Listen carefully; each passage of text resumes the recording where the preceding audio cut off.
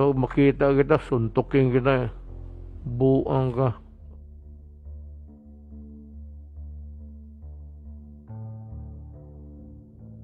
China, I know President Xi Jinping. Una nakita namin, sinabi ko na kaagad na about our resources dyan sa West Philippine Sea.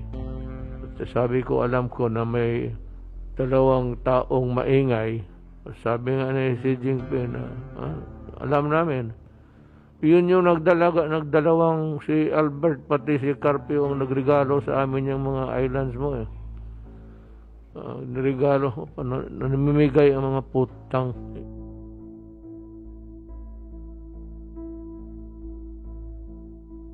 Tapos you have the temerity to blame anybody for your, in diplomatic term, fupa.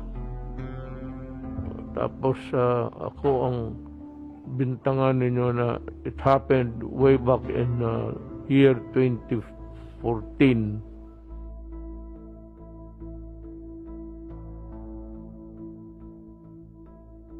No, pagdating ko, nandiyan na yung barko ng China.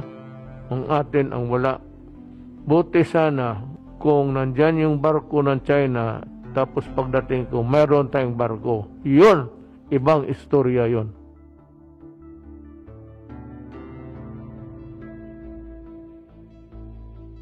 Alam mo ano talaga ang problema?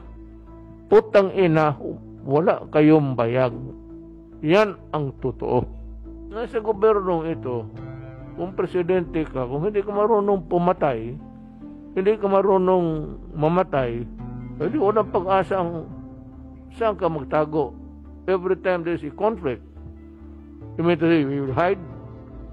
Kayo nag-stand up doon, ang aking armed forces, ng inyong armed forces rin, were ready to die for their country. Kayo yung mga walang bayag sa opisina, puro papel ang hinahawakan. Ngayon pagdating ko, nandyan na yung barko, ang mga ulol, yung dalawa. Ako na ang pagbibintangan kasi I am not asserting enough. Puro matay abogado siguro, what would be the best evidence really to fight for and die for? If you have a piece of paper and say, I'm going to die, I'm going to fight for my life, for my property, and for my happiness, ipag-away ko to. Bakit hindi nyo ginawa kayong mga putang ina ninyo? Huwag ninyo i-cut yan.